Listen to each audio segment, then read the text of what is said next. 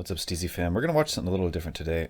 This is a video, top 5 reasons why you don't drive or don't daily drive a Bugatti. Manny Khoshbin, that's my attempt at saying his name. He's this guy, I have a couple tabs pulled up here I'll bring over to you. I think he drives the Bugatti Chiron. He has a bunch of like super expensive cars. I don't know exactly how he accumulated all his wealth, but he's, long story short, he's an immigrant, had a very strong drive to succeed and, you know, acquire that money. And I guess real estate was how he did that. So that's probably some very oversimplified story of how he got the wealth that he has now. And that's the website for the company that he owns or started or whatever. Yeah. So that's a little bit about him. But I was watching just a tiny bit of this video. So I've seen like just the first minute or so of it, but I thought it was so ridiculous that I had to do a reaction to it. But also kind of informative and interesting, you know? These cars are obviously insane. If you don't know anything about the Bugatti Chiron, I think it's one of the fastest production cars ever. Well, maybe not, because there's a few cars that broke the 300-mile-an-hour speed barrier, and maybe this one doesn't. And it does 0 to 60 in 2.3 seconds, which is fast, but there are actually a handful of cars that do it faster that are way less money. So I'm not exactly sure why the Bugatti is justified in being $3 million. But it is. And, you know, performance and specs aren't the only reason a car should be expensive, you know what I mean? But like 0 to 60, there's a few Teslas that are faster, quite a lot faster now as of this year. So, you know, if you're going for that, if you're going for like speed, maybe you'd get the Tesla. But I guess if you're going for top speed and you have $3 million, you wouldn't get the Bugatti Chiron either, though. Anyway, I'm getting into some car shit. Not necessarily a car guy. Yeah, not really. But check out this video, man. We're going to hit this play button, and I'm going to let you know what I think. Hi guys, welcome back to my channel. So a lot of you guys ask me why nobody drives a Bugatti as a daily driver. How many Bugattis does he have? He's got a few. I imagine he probably doesn't own all these. I think the shitty thing about owning a hypercar, you know, if I were to just imagine that I had this much money, is that I'd probably want one of the newer ones every few years, you know? So I wouldn't actually want to just be financially responsible for the depreciation and cost. Sometimes these cars actually get more expensive with time. Some of these cars age like wine, but I don't know. Maybe he owns a couple and leases some of them, or I'm not really exactly sure what the backstory is, but you know, maybe he really does own all these Bugattis. That'd be insane. Maybe they're business expenses. I don't know. There's a lot of weird ways you can move your money around when you have a lot of wealth and you own a business. Well, let me tell you why. I'm gonna take it for a joyride, but first I gotta move the shoe on. Dum da dum.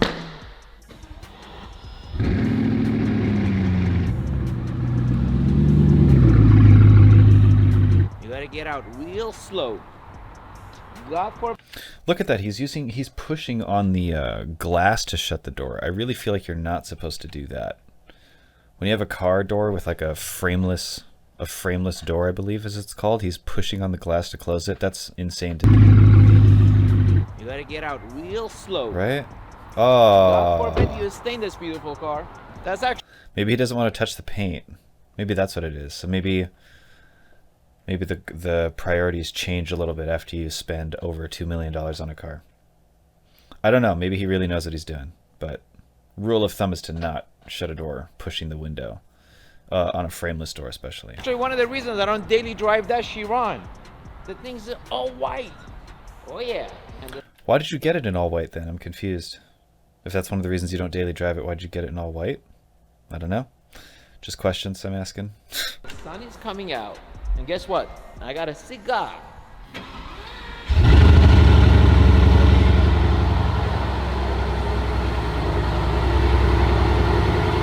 Nate, let me know when I hit it. I'll let you know beforehand.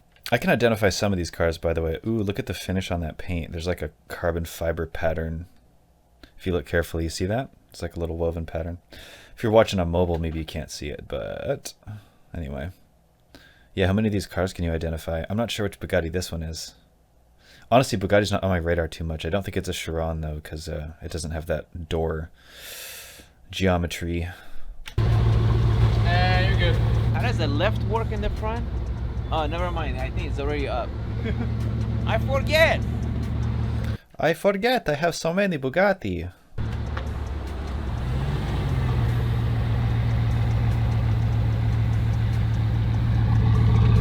There's 5 reasons why you don't drive a Bugatti as a daily driver. So first and foremost is the cost of gas. The average cost of gas driving a Bugatti is 3 miles per gallon. Well, that might be a little bit low, but... Dude, 3 miles per gallon. That's so terrible, dude. And this is not because I can't afford these cars. This is just genuinely how I feel. I feel like driving a car that burns that much gas per mile is just, I don't even want to fucking drive it, dude.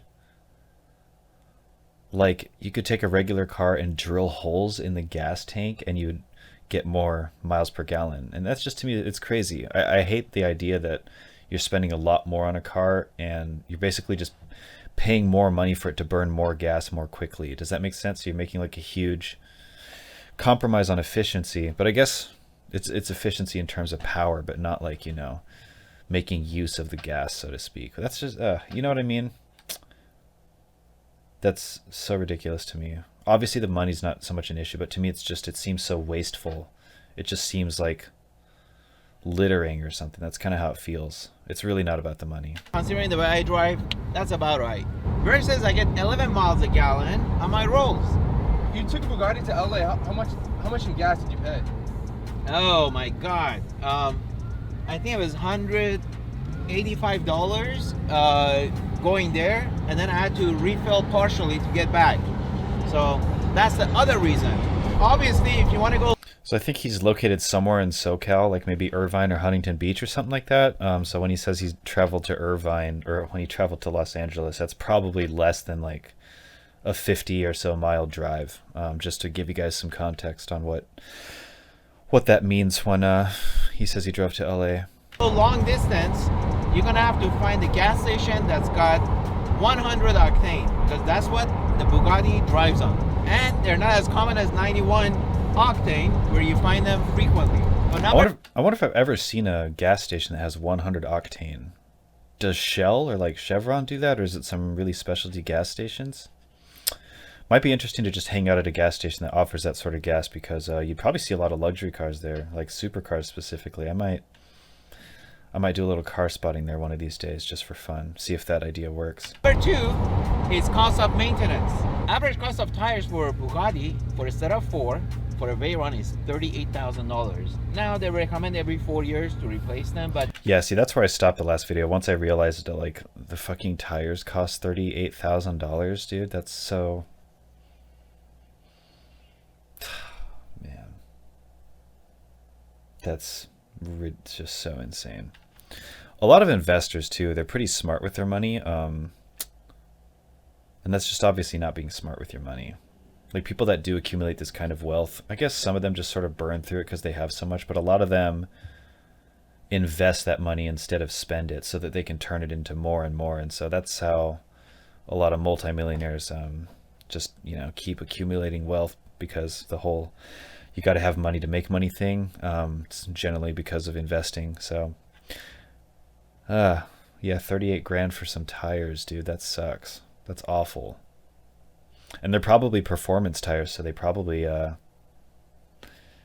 last very long. They say 4 years, obviously, but that totally depends on how you drive. And how do you think you drive a Bugatti, dude? You think you drive them in a way that's nice to your tires? Probably not. hey, if you're driving a lot, you may have to do that every year. So you do the math. Then you got to oil change. Oil change is $22,000. And if you're driving a lot, again, you may have to do that every year, or maybe even sooner. Before I forget, let me lit up my cigar. That's the whole point. I went for a joyride. Third. By the way, I don't dislike this guy or anything. I just think the fucking concept of owning a Bugatti is absolutely insane, and I think he does too. But I guess I get it. But I personally just don't have a thing for Bugattis at all. So it's like if I had the wealth that he had, I'd probably never buy one or lease one. I'm just personally much more intrigued with different cars, just not the Bugatti, so to speak. I personally don't like super loud cars, and I'm definitely more of a fan of the electric cars because I love how much power there is, and I like the idea that there's no sound. So totally silent, tons of power, and the Teslas are actually quite a bit faster. I think 0 to 60 and 0 to 100. And there's a lot of metrics to determine whether or not a car performs better than the other car, but it just depends on the situation. But if you're just going for pure speed and pure torque, realistic driving conditions and stuff, I genuinely feel like the Teslas would be way more fun. They are faster, especially like below 100 miles an hour, and you're probably not driving over 100 miles an hour if you're a regular person. So yeah, and even if you're not, you got to go to a track or something. But yeah, anyway, before I go on too long, I get it. Obviously, the cost of damage to the car. God forbid you bang a rim, that's about 100 grand. The more you use it, the more chance you're going to damage the car. Oh wait, there's a tunnel. Woo! That shifting is, it's cool. Listen to that. I can appreciate that.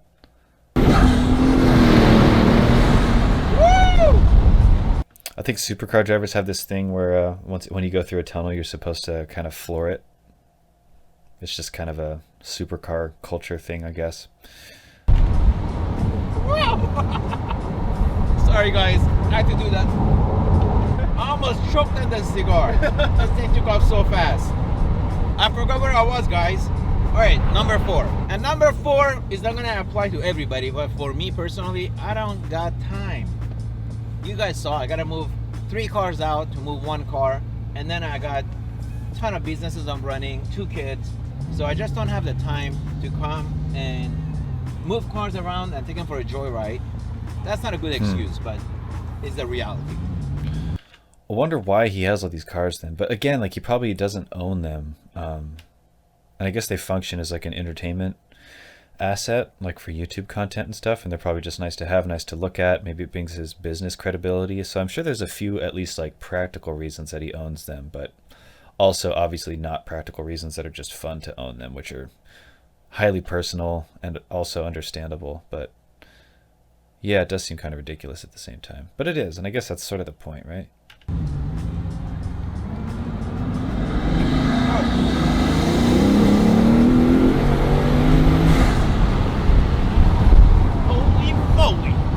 Arnold, one of my biggest idols, also has a Grand Sport, and he smokes cigars when he takes his for a joyride. Oh my God! Arnold, if you're watching this, stop by and say hello. Number 5, practicality. It's really not a practical car to take your kids to school. Whoa, I gotta make a turn. Nate, you want some tacos? What if he gets pulled over? Right. So back to practicality, is really not a car you can take your kids to a school or go for a long ride. As you can tell, he's very loud and it does get bumpy at times. These are all more reasons that just, these cars are like fun to drive in the sense that you get a lot of attention and there's a lot of power and noise and stuff, but like for the most part, if you park your car anywhere, you're going to be super worried about it. The noise probably gets annoying. Any little bumps in the road are going to be very exaggerated because the performance suspension is all beefed up and stiffed up, and so are the tires. So like, it's not a comfortable ride by any means. And I just feel like if you're spending that kind of money, it should be all those things. It should be comfortable. You should trust it wherever you put it, and etc. I just don't think that these would be fun to own personally. I really don't. That's just how I feel. And I guess he kind of feels that way too, or he understands that. And of course, it brings in a lot of attention, and sometimes the ones you don't want. The police. I'm just kidding. I mean, you took the It's Bugatti probably to not LA kidding. with Layla, you guys had a migraine on the way back, right? Oh yeah. Or the way there? Yeah, it was the Mansouri Bugatti, so it was even more loud because it was enclosed. But it does get pretty loud. You guys can't hear much because I'm idling, but when you're pushing this thing on a freeway, it's pretty darn loud. 16 cylinders, 4 turbos, 64 valve. That's a lot of movement. I just thought of another one. Depreciation. These cars are extremely expensive, as you can imagine, and the more miles you put on, the more depreciation on the car. And I don't know exactly, but I'm gonna guess that the car literally probably depreciates about, God, maybe $1 million or $1.5 million within the first few years or so, depending on how much you drive it. I could be wrong, but God, that's like such a rough sunken cost, even for somebody with a lot of money, like $1 million.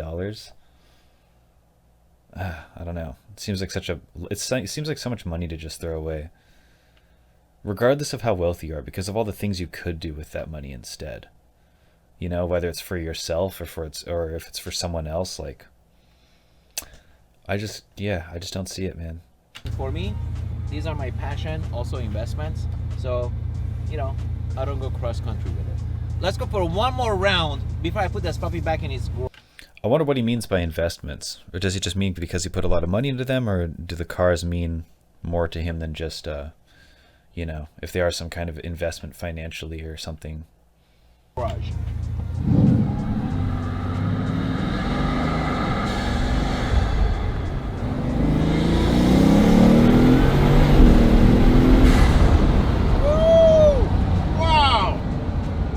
Guys, that just cost me 50 bucks in gas. It's $12 a gallon, for God's sakes. I'm gonna have to skip lunch today, guys. You know what? I'm just gonna leave it out here. I think I'm gonna take this out to lunch. I gotta say, I enjoy this more than the Chiron, only because I get to smoke a cigar.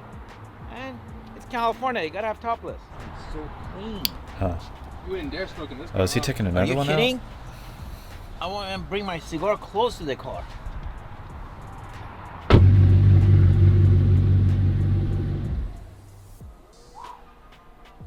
It's so relaxing. All right, guys, thanks for watching. This was such a cool joyride. I'm gonna continue it over to my lunch and finish my cigar. Thanks for watching. Make sure you subscribe, like the video, and see you guys next week. Huh. Oh, I'll keep watching because it's not done. People always ask me how I made my money. You see the Bugattis, Paganis, and McLarens? I've got it all from doing real estate. I've been doing that for 30 years. Oh, he's probably going to sell some kind of course or class, I'm guessing. Again, really curious if he owns all these cars. Maybe he does. I mean, maybe he just bought all these cars new and he owns the titles for all of them, or maybe he got them used. I don't know, but I'm not saying he doesn't own them. I just don't know. Buying, selling over $800 million. And now I'm here to teach you, because you got to learn it to earn it. So check out the links below and see you there. Great success! Okay, well, you don't need to see the infomercial part of that. But yeah, what do you guys think, man? I genuinely just, I mean, they're fun to look at. Like, I'd be down to go to car shows and stuff and take a look at these cars because they're kind of eye candy. And there is an appeal to them, but I just personally wouldn't want one.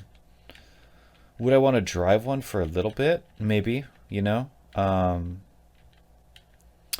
As long as, geez, I don't even know if I'd want to drive one just because, like, I feel like something bad would happen.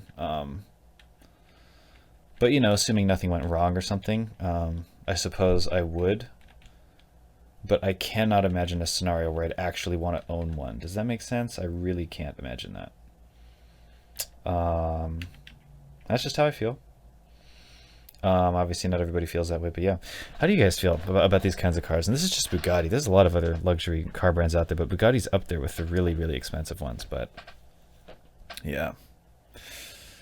Anyway, that's my video for now. What will I do next? I don't know. It's just as much of a mystery to you as it is to me at this moment.